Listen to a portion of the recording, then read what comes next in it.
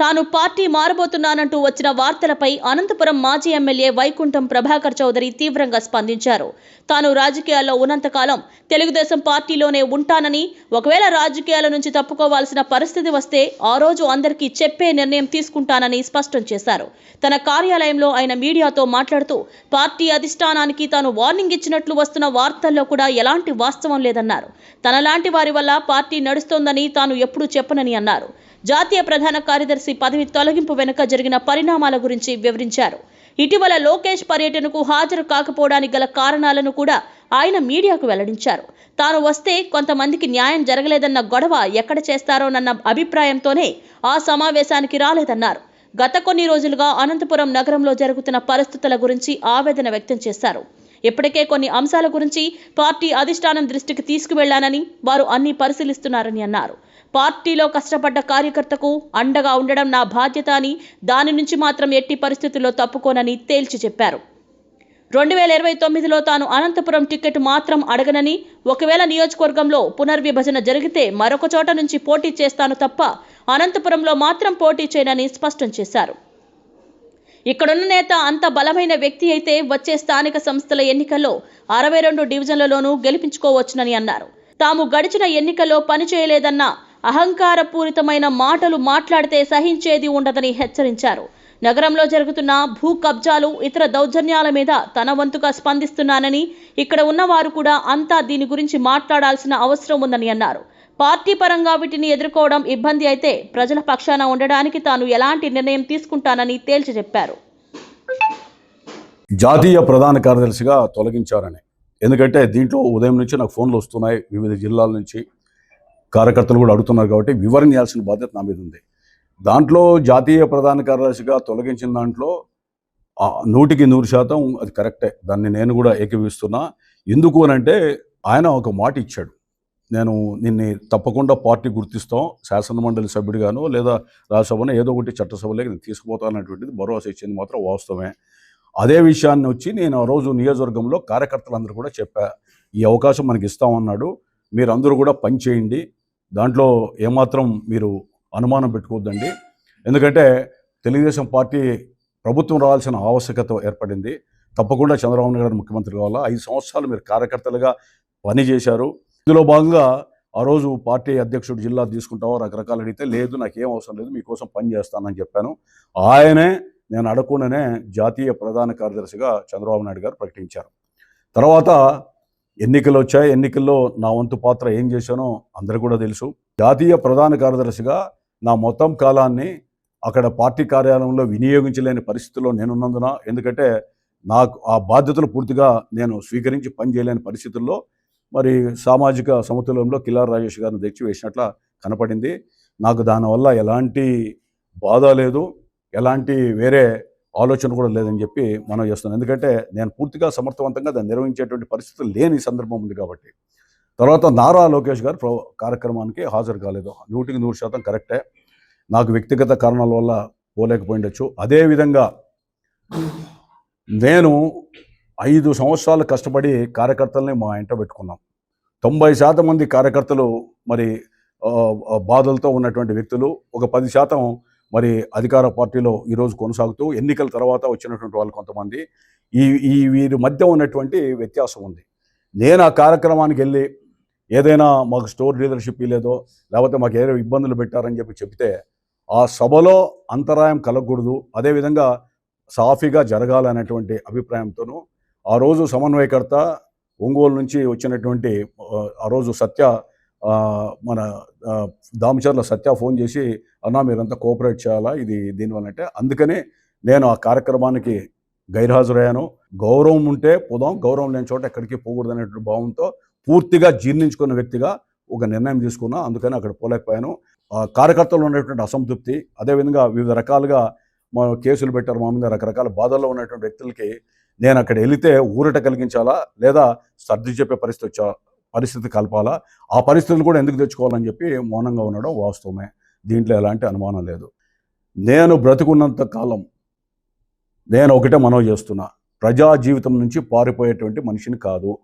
ఒకవేళ రాజకీయాల్లో ఉండలేక ఇమడలేని పరిస్థితి వస్తే రాజకీయాలకి గుడ్ బై చెప్పైనా నేను అవే స్వచ్ఛంద సంస్థ ద్వారా వ్యవస్థలో జరిగేటువంటి లోపాలని, వ్యవస్థలో జరిగేటువంటి ఆకృత్యాలని, వ్యవస్థలో మార్పు కోసం నేను ఒక ప్లాట్ఫామ్ పెట్టుకొని దాని మీద పోరాటం చేయడానికి సిద్ధంగా ఉన్నానే తప్ప నేను తెలుగుదేశం పార్టీ వీడాలనే ఆలోచనలో లేను. తెలుగుదేశం పార్టీకే కాదు, రాజకీయాల్లోనే ఉండాలా లేదా అని ఆలోచనప్పుడు తప్పకుండా మీ అందరూ కూడా పిలిచి నా అభిప్రాయాన్ని వ్యక్తపరుస్తా, దాంట్లో అనుమానం లేదు. అన్యాయానికి గురైన కార్యకర్తలు కూడా నన్ను చూస్తే రెచ్చిపోయే పరిస్థితి వస్తుంది. కాబట్టి పార్టీ శ్రేయస్ దృష్ట్యా, నగరంలోని ప్రజల శ్రేయస్ దృష్ట్యా కొంత మౌనంగా ఉన్నానే తప్ప ఇతరత్ర నా పోరాటంలో, అదేవిధంగా వేరే ఇతరత్ర సామాజిక స్పృహల బాధ్యతలో వెనకడిగేసే వ్యక్తిని కాదు. అవసరం వస్తే ప్రజల పక్షాన లేదా కార్యకర్తలకు అన్యాయం జరిగితే ఈ రోజైనా రేపైనా మనం పోరాటం చేయడానికి సిద్ధంగా ఉన్నాం. దాంట్లో నాలో చావలేదని చెప్పి కూడా మీ ద్వారా తెలియజేస్తున్నా. ఇక జేసీ దివాకర్ రెడ్డి గారికి పరిటాలకి విభేదాలని చెప్పారు. దాంట్లో రాజకీయ విభేదాలు ఉన్నది వాస్తవమే, కానీ వ్యక్తిగత కక్షలు అయితే మా మధ్య లేవు. అదేవిధంగా పరిటాల రవి కుటుంబంతో కూడా రవి ఉన్నప్పుడు కొంత వ్యక్తిగత అభిప్రాయాలు ఉన్నది వాస్తవమే, కానీ కొన్ని కోణాల్లో ఒక ఇష్యూ మీద ఫైట్ చేసినప్పుడు ఆ ఇష్యూ వరకే వాళ్ళ మీద వ్యతిరేకత తప్ప ఇతరత విషయాల్లో నాకు వ్యక్తిగతంగా ఎవరి మీద ద్వేషం లేదు. ఏ ప్రభుత్వం ఉన్నా, ఏ పార్టీ ఉన్నా అన్యాయం జరిగినప్పుడు నేను అన్యాయాన్ని, నా పక్క న్యాయం ఉన్నప్పుడు ఎవరైనా దాంతో ఏకీభవించాల్సిన పరిస్థితి ఉందని చెప్పి మీ ద్వారా తెలియజేస్తున్నా. మీ పత్రికల్లో పుంకాలుగా వచ్చింది చాలా విషయాల్లో. ఆయన కోసం పార్టీ ఉండదు. దగ్గుపాటి ఈరోజు ఉంటాడు, రేపు ఇంకొకరు వస్తారు, లేదా నేను ఉండొచ్చు, ఇంకొకరు పోవచ్చు. కానీ వ్యవస్థ కుళ్ళిపోతే, సమాజం చెడిపోతే ఏ పార్టీకైనా మనుగడ కష్టమవుతుంది. దాంట్లో తెలుగుదేశం పార్టీ అధినేత కానీ పార్టీ కానీ ఎప్పుడు కూడా ఎవరైనా సామాజిక విఘాతానికి కానీ కార్యకర్తల యొక్క మనోభావాలకు వ్యతిరేకంగా వ్యవహరిస్తే దాన్ని తప్పుగానే పరిగణిస్తారు. ఉదాహరణలో లోకేష్ బాబు గారు మొన్న వచ్చారు, ఆయన ఉపన్యాసంలో చెప్పారు 5 సంవత్సరాలు కష్టపడి పనిచేశారు కార్యకర్తలు, చాలామంది కేసులు పెట్టించుకున్నారు, ముందర కొంతమంది ఉన్నారు, నాతో పాటు యుగలంలో నడిచిన వాళ్ళు ఉన్నారు అనేటువంటిది ప్రస్ఫుటంగా మెసేజ్ ఇచ్చాడు. దేనికనంటే లేదు, కార్యకర్తల కోసం పార్టీ అండగా ఉంటుంది అనేటువంటి భావన, తర్వాత ఆ భరోసా ఇవ్వడానికి వచ్చాడని నేను ఆయన స్పీచ్ తర్వాత నేను భావిస్తూ ఉన్నా.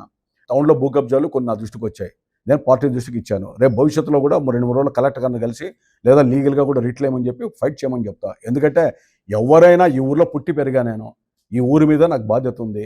ఎవరు తప్పు చేసినా కూడా, ఎవరైనా ప్రజల ఏదైనా ఇబ్బంది పెడితే ఫైట్ చేయాల్సిన బాధ్యత నా మీద ఉంది. వైలెన్స్ చేస్తున్నా కూడా మీరు మీ నుంచి కండెమ్ రాలేదు. నంబూరు బైక్స్ పై దాడి జరిగింది, ఎగ్జిబిషన్ నిర్వాహకుల పైన దాడి జరిగింది. మీరు ఒక ఎమ్మెల్యేగా పనిచేసిన తర్వాత ఇప్పుడు ఒక ఎక్స్-ఎమ్మెల్యే రూలింగ్ పార్టీలో సీనియర్ లీడర్గా ఉంది, మీరు ఎందుకు రెస్పాండ్ కాలేదన్నా? నేను శివారెడ్డి, దీంట్లో నీ ప్రశ్నకు సమాధానం ఏంటంటే అవన్నీ కూడా వాస్తవాలే. నేను చూశాను, మీరు చూశారు, అందరికి వచ్చాయి. అవన్నీ కూడా పార్టీకి దృష్టికి తీసుకెళ్ళి ఇచ్చి ఇవన్నీ చేయమని చెప్పి పార్టీకి అప్పచెప్పాను. పల్లా శ్రీనివాసనే కలిసి ఇచ్చాను. తర్వాత మన పార్టీలో ప్రోగ్రామ్ కమిటీకి ఇచ్చాను, లేదా కొంత ఇంటెలిజెన్స్ డిపార్ట్మెంట్కి ఇచ్చాము. దాని మీద ఎంక్వైరీ చేశారు, కేసులు కూడా పెట్టారు. కొంతమంది కేసుల్లో ఉన్నారు, కొంతమంది కేసుల్లో ఉండి బయట బెయిల్ మీద ఉన్నటువంటి వాళ్ళు కూడా ఉన్నారు. చూద్దాం, రేపు ఒకవేళ చట్టపరంగా లేకపోతే లీగల్గా కూడా ప్రొసీడ్ అవుతాం, దాంట్లో అనుమానమే లేదు. ఎందుకంటే నేనేదో పత్రికల్లో మాట్లాడితేనే ప్రజలకు ఉపయోగపడుతుంది అంటే మాట్లాడడానికి సిద్ధమే, దానివల్ల నష్టం తప్ప లాభం లేదు. అందుకని చట్టపరంగా, అందులో ఈ ప్రభుత్వ పరంగా పార్టీ కూడా అడుగుతుంది కదా, మా దృష్టికి తీసుకొని ఎందుకు రాకుండా పోయామని. అందుకని పార్టీ దృష్టికి తీసుకుపోతున్నాం, ప్రభుత్వ దృష్టికి పోతున్నాం. దాంట్లో నిర్మమాటంగా ఈ రోజు ఉంటాను, రేపు కూడా ఉంటాను. పార్టీకి ఏదైనా కార్యకర్తకి అన్యాయం జరిగినప్పుడు నా దృష్టికి వచ్చారు. ఎగ్జాంపుల్, 2-3 చోట్ల ఒక ఇన్స్పెక్టర్ ఫోన్ చేసి, ఒక అధికారంలో వ్యక్తి వేయించుకున్నటువంటి ఇన్స్పెక్టర్లు మమ్మల్ని పిలిచి హెరాస్ చేస్తున్నారు, ఇబ్బంది పెడుతున్నారంటే, నేను కావాలంటే కార్యకర్తలు అడిగానే స్పందించి అవసరం వస్తే స్టేషన్ అని రావాల్సి వస్తుంది, ఏం తప్పు చేశాడని, ఎవరో ఒత్తిడికి మీరు పని చేయొద్దని చెప్పి స్ట్రాంగ్గా చెప్పాను. వాళ్ళు సేవ్ అయ్యారు.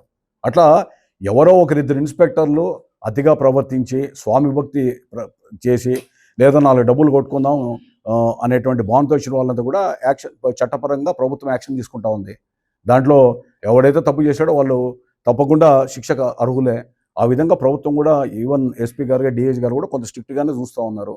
ప్రభుత్వం కూడా ఇలాంటివి ఏవి కూడా ఇలాంటివి యాక్సెప్ట్ చేస్తారు లేదా చూసి మౌనంగా ఉంటారని నేనైతే అనుకోవడం లేదు. చూస్తున్నారు ఈ మధ్యన సోషల్ మీడియాలో మైనార్టీ నాయకులు గ్రూప్ పెట్టారు, వాళ్ళ ఆవేదన అంతా రీసెంట్గా తాజాగా వచ్చింది. మరి అట్లా టోలను మీరు అసలు ఎందుకు వాళ్ళని కనీసం పిలిచి మాట్లాడలేకపోతున్నారు? మీరు సీనియర్ లీడర్ అయింది.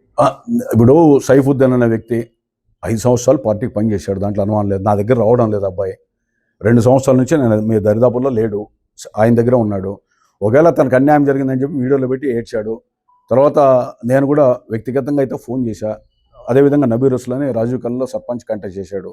ఇబ్బంది ఉందని చూసి నేను హైదరాబాద్ చేసేటప్పుడు చూసి అతను కూడా ఫోన్ చేశా, మీరు కళ్ళ నీళ్ళు పెట్టి ఏడ్చాల్సిన అవసరం ఏముంది, మీరేం బతకలేరా, తర్వాత మీకు ఏమైనా ప్రాబ్లం ఉంటే చెప్పండి, ఏదైనా బెదిరింపులు ఉంటే మీకు రక్షణగా ఉంటుందని చెప్పాను. మీ ద్వారా కూడా చెప్తున్నా, ఎవరన్నా బెదిరిస్తే కార్యకర్తలకి వాళ్ళకి అండగా ఉండడానికి సిద్ధంగా ఉన్న కారణం ఏంటంటే తెలుగుదేశం పార్టీ కార్యకర్తతో పాటుగా 5 సంవత్సరాలు నేను పిలిచినటువంటి ప్రతి కార్యక్రమంలో వీళ్ళందరూ కూడా పార్టిసిపేట్ చేశారు. వీళ్ళ మీద కేసులు ఉన్నాయి 5 ఏళ్ళు. ఏ ధర్నాకు రమ్మన్నా, ఏ దీక్షకు రమ్మన్నా కార్యకర్తలు నమ్మి వచ్చారు. పార్టీని, చంద్రబాబు నాయుడు గారిని నమ్మి వచ్చారు. వాళ్ళని వెనకేసుకురావాల్సిన బాధ్యత నా మీద ఉంది. వాళ్ళకి ఏ అన్యాయం జరిగినా కూడా మీరు చెప్పినట్లు తప్పకుండా వాళ్ళని ప్రొటెక్ట్ చేస్తాం. దాంట్లో నాకు పదవి కూడా అవసరం లేదు. దాంతో ప్రొటెక్ట్ చేయడంలో నేను సంసిద్ధంగా. ఇప్పుడు ఆశిస్తానే ఇచ్చే పరిస్థితి ఎక్కడా లేదు. కాకపోతే ముఖ్యమంత్రి గారు ఆ రోజు చెప్పారు, నాకు హామీ ఇచ్చాడు, నేను రాజ్యసభ కానీ లేదా ఎమ్మెల్సీ కానీ ఇస్తాను అని. ఒకవేళ చట్టసభలు ఇస్తే న్యాయం చేస్తాం, లేదంటే నా వంతుగా నా పనులు చూసుకుంటూ వీలైనంత టైంలో సమాజానికి పని చేసుకుంటుంటాం. ఎందుకంటే ఆయన చెప్పాడు, ఇచ్చిన మాట ప్రకారం ఆయన ఇస్తాడని అనుకుంటున్నా. ఇప్పటికి కూడా నేను అదే విషయాన్ని కార్యకర్తలందరూ కూడా ఆ రోజు నియోజకవర్గంలో పెట్టి చెప్పాను. చంద్రబాబు నాయుడు గారు ముఖ్యమంత్రి కావాలా, మా అందరి రెక్కల కష్టం ఉంది, కార్యకర్తల రెక్కల కష్టం ఉంది. ప్రతి వాడు ఆ రోజు 5 సంవత్సరాలు పని చేశాడు. ఎన్నికల్లో కూడా వాళ్ళందరూ పని చేస్తేనే ఎవరైనా గెలుస్తారో తప్ప ఏదో వచ్చిన తర్వాత ఇది గెలిచామంటే పార్టీతో పాటు కార్యకర్తలు ఈ 2 కలిపే విజయానికి దోహదపడింది తప్ప వేరే ఇతరత సొంత బలం అనుకుంటే చాలా తప్పు. ఎవరైనా పార్టీకి రెక్కల కష్టాలను చేసినటువంటి ప్రభాకర్ చౌదరిని పార్టీ ఇంత ఫ్రీగా కూర్చోబెట్టి అవమానం చేస్తా ఉంది అనేటువంటి చర్చ. నేను ఫ్రీగా కూర్చోలే, లక్షణంగా బెంగళూరు పైన వ్యాపారం చేసుకుంటున్నా, హైదరాబాద్ పోతున్నా, ఏదైనా కార్యకర్తలు పని వస్తే చేస్తున్నాం, ఫ్రీగా ఉంది. ఇంకా ఫ్రీగా కూడా నేను ఉంటే నాకు సంతోషం, ఎందుకంటే కుటుంబానికి టైం వేస్ట్ చేయొచ్చు. But at the same time ఎక్కడన్నా ఇష్యూ జరిగినప్పుడు, అన్యాయం జరిగినప్పుడు నేను ఫేస్ చేయడానికి సిద్ధంగా ఉన్నా, ఫైట్ చేస్తాం కూడా. పార్టీ మారే ఆలోచన లేదు, రాజకీయాలకి గుడ్ బై చెప్పే ఆలోచన భవిష్యత్తులో వస్తుందామో నాకు తెలియదు, కానీ వచ్చినప్పుడు మిమ్మల్ని పిలిచి తప్పకుండా ప్రెస్ మీట్ పెట్టి మీకే చెప్తాను. మొట్టమొదటి దగ్గుపాటి ప్రసాద్ అసలు మీరు పనే చేయలేదు ఆయన గెలుపు కోసం అనేది పని చేయమనండి. ఇప్పుడు నేను పని చేయలేదు కదా, నేను పని చేయలేదు, మన ఎన్నికల్లో కూడా కార్పొరేటర్లు కాలేదని చెప్తా ఉన్నారు. రేపు ఆయన పోరాటం చేసి అనంతపురంలో అన్నీ గెలిపించుకుంటే మేలు కదా, 62 ఆయన గెలిపించుకోమనండి, మేము రెస్ట్ తీసుకుంటాం, తప్పేముంది. ఇప్పుడు అంత అహంకారము అదే పనికొస్తే ఎక్కడున్నామో, ఏ ఊర్లో ఉన్నారో వ్యక్తులంతా, మా అందరి కష్టం కూడా ఉంది కదా. పని చేయలేదని చెప్పి ప్రూవ్ చేయమని అంటే నీకు ఇష్టం లేని వాళ్ళంతా పని చేయలేదు, కార్యకర్త కూడా ఎవరు ఇష్టం లేదనుకోండి పని చేయలేదు. పని చేసింటే పార్టీకి పని చేసావు, చంద్రబాబు నాయుడు చేస్తావు, ప్రభాకర్ చౌదరి చేసినావు పో అని చెప్పి నెగ్లెక్ట్గా మాట్లాడితే సరైనది కాదు. ఒకవేళ మా ఇంట్లో వచ్చి పని చేయలే, ఎవరు పార్టీకి పని చేశారు. ఆ పార్టీ దగ్గర అన్నీ కూడా ఇన్ఫర్మేషన్ ప్రోగ్రామ్ కమిటీకి కానీ లేదా పార్టీ ఇంటెలిజెన్స్ దగ్గర కానీ అన్నీ ఉంటాయి, ఎవరు పని చేశారు, ఎవరు పని చేయలేదని. ఎన్నికలకు ముందు ఎన్నికలు పోలింగ్ అవుతానే వెంటనే పోలింగ్ ముందు రోజే కంప్లైంట్ ఇచ్చింటే పలానా ఎల్ఐ చేయలే ప్రభాకర్ చౌదరి చేయలేదని చెప్పితే కరెక్ట్. గెలిచిన తర్వాత పని చేయలేదంటే అది ఎవడు నమ్ముతాడు? ఎందుకు పని చేయకపోతే గెలిపెట్లు వచ్చేది? అది ఒకసారి గుండె మీద చేసుకొని, లేదు గొప్ప శక్తివంతుడివి, ఓకే మంచిదే, రేపు ఎన్నికలు వస్తాయి కదా, భవిష్యత్తులో 2029లో కూడా అదే మీరు ఇంతకుముందు ఒక విలేకరు అడిగాడు, మీరు ఇక్కడ మళ్ళీ నిలబడాలని ఆయనకి ఏదో ఇబ్బంది పెడుతున్నారు అనేది రకరకాలుగా చెప్తాను. నేను 2029 తెలుగుదేశం పార్టీ బీఫార్మ్ అడగనని చెప్పాను. ఇప్పుడు కూడా మీ ద్వారా చెప్తున్నా, 2029 కానీ 28 ఎలక్షన్స్ వచ్చినా కూడా టీడీపీ తరఫున బీఫార్మ్ అనంతపురంలో అడగను. ఒకవేళ అడగాల్సి వచ్చి డీలిమిట్ వస్తే వేరే ప్రాంతానికి పోతాను తప్ప ఇక్కడ కంటెస్ట్ చేయను. ఆ భరోసా ఆయనకి ఇవ్వండి. అధిష్టానాన్ని కూడా చెప్పాను, నేను వద్దన్నప్పుడు అధిష్టానం ఏం చెప్తున్నా, నాకు ఇంట్రెస్ట్ లేదు, నేను కంటెస్ట్ చేయను. ఎందుకంటే మళ్ళీ ఆయన కంటెస్ట్ చేయాలా, ఆయన గెలవాలి కదా. పార్టీ ఆయనకి ఇస్తే ఆయనకే పని చేద్దాం, కష్టపడి పని, మొన్నటి కంటే ఎక్కువ కష్టపడదాం. యాక్టివ్గా ఊపిరినంత వరకు ఉంటానని చెప్తున్నా మీకు. సామాజిక స్పృహ బాధ్యత ఊపిరినంత వరకు ఉంటాను నేను, ఎందుకంటే నా జీవితకాలం ఫుల్ టైం పాలిటీషియన్ నేను. కాకపోతే నేను 29లో ఎందుకంటే నాకు టికెట్ ఇవ్వలేదు కాబట్టి ఆయన పని చేశాడు, మళ్ళీ ఆయనకి ఎగరగొట్టి నాకెందుకు, ఆయనే టికెట్ తీసుకొని నాకే అవసరం లేదు. నేనైతే కంటెస్ట్ చేయను, ఆస్పిరెంట్ కాదని చెప్తున్నా. ఎవరైనా రాష్ట్రంలో చెప్తారా? 2029లో నేను ఆస్పిరెంట్ కాదని ఓపెన్గా చెప్తున్నా. అప్లికేషన్ పెట్టను, నేను అడగను. ఇచ్చిన కొత్త వాళ్ళకి అవకాశం ఇమ్మని చెప్తాను, లేదా ఆయనకి ఇమ్మని చెప్పి చెప్తాను, ఎవరికైనా ఇమ్మని చెప్పి చెప్తాను. నేనైతే బీఫార్మ్ నేను వీక్ అయింది అనుకుంటే బ్రహ్మాండంగా స్ట్రాంగ్ అయింది. ఏకగ్రీవం కూడా ఎన్ని కావచ్చు కదా, ఆయన స్ట్రాంగ్ అయింది. వీక్ అని ఎందుకు అనుకుంటాం? బ్రహ్మాండంగా బలం ఉందనే కదా. ఇప్పుడు ఆయన పార్టీకి స్ట్రాంగ్గా చేసినప్పుడు టికెట్ ఆయనకే ఇస్తారు కదా, మనకి ఎందుకు ఇస్తారు? మనం అడిగేది కూడా వేస్ట్ కదా. అడిగినా మనకి ఇవ్వరు, అయినా వాళ్ళు ఉండమన్నా నాకు అవసరం లేదు. పార్టీ హైకమాండ్ నేను నిలబడినని చెప్పాను కాబట్టి నాకు ప్రత్యక్ష ఎన్నికల్లో 29లో అనంతపురం నుండి అయితే నేను ఉండను. 5 సంవత్సరాలు కేసుల్లో ఉన్న వాళ్ళకి అడ్వకేట్లు నేను పెట్టా. ఈ రోజు కూడా కోర్టులు తిరుగుతున్నారు, అడ్వకేట్ల ఖర్చులు నేనే పెట్టుకున్నా. మహిళలను అయితే 2 నెలలు బయట తిప్పాం, హైకోర్టులో తీసుకొని వచ్చి స్టే తీసుకొని వచ్చాం. ఆ యొక్క కేసుల కష్టం నాకు తెలుసు, కార్యకర్త కష్టం నాకు తెలుసు కాబట్టి పోయి గలాట్ చేయకుండా నేను ఎవరికి చెప్పను. వాళ్ళందరికీ కూడా అందరినీ సముదాయించి రిక్వెస్ట్ చేసుకున్నా వద్దని. ఆగ్రహవేశాలతో పోయారు. పోనీ దాంట్లో ఉన్న వాళ్ళే ఆయన దగ్గర 2-3 బాగా ప్రస్ఫుటంగా తిరుగుతూ ఉన్నారు కదా, పార్టీ ఆఫీస్ కార్యాలయం కలిసి వాళ్ళు 1-2 ఆయన దగ్గర ఉన్నారు కదా. ఎవరు కూడా ఇట్లాంటివి చేసే కార్యక్రమాలు చేయనీరు, పెట్టరు. దాన్ని ప్రోత్సహించాం. మీ ప్రశ్నకు సమాధానము, ఆయనకు పూర్తి స్వేచ్ఛనిచ్చాం. ఆయనకి ఓపెన్ గ్రౌండ్ ఓపెన్గా ఉంది. ఆయన బ్యాటింగ్ చేసుకోవచ్చు. నేను ఎవరే కానీ అక్కడికి పోయి ఇక్కడికి వస్తే ఎందుకు వచ్చామని అడగలే, వస్తే సముదాయించి పంపిస్తున్నాం. ఆ వ్యత్యాసము, ఇప్పుడు ఆయన అధికారం ఉంది, అందులో గతం కంటే మేమంతా ఎమ్మెల్యేలకు పనిచేసాం, మేము జనం అంటే భయపడి పనిచేసాం. ఆయన ఎవరి భయం ఆయన నాకు లేదంటున్నాడు కాబట్టి ఆయనకి మాకు పోలికెక్కడ? ఆయనతో మా సమానంగా మేము ఉన్నప్పుడు మేము మాట్లాడాలి, కానీ ఆయనతోకే మాకు పోలికెక్కడ? మీ ఇద్దరి మధ్య విభేదాలు ఎందుకు వచ్చాయి అసలు?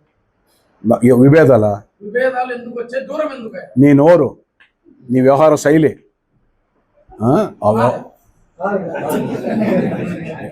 విభేదాలు వచ్చినాయంటే ఎవరు దాన్ని బట్టి చెప్తున్నా. విభేదాలు ఎందుకు వస్తాయి? నాకు విభేదాలు ఎవరితో కూడా లేవని చెప్తున్నా. విధానాల పరంగా, సిద్ధాంతాల పరంగా, ఇష్యూ పరంగా ఫైటింగు. ఆ ఇష్యూలో అంటే పోనీ నువ్వే చెప్పు, పూర్తిగా మద్దతు ఇమ్మంటావా? పూర్తిగా అన్ని రకాలుగా సపోర్ట్ చేయమంటావా? నీ ఉనికి ఉండదు అనంతపురంలో, అది కూడా గుర్తుపెట్టుకో.